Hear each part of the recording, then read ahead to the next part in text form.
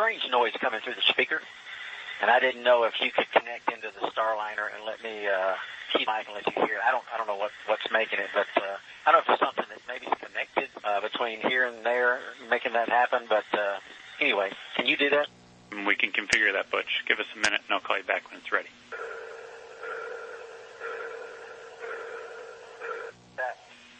All right, Butch, that one came through. It was kind of like a pulsing noise, almost like a sonar ping. I'll do it one more time, and I'll let y'all scratch your heads and see if you can figure out what's going on. Here we go.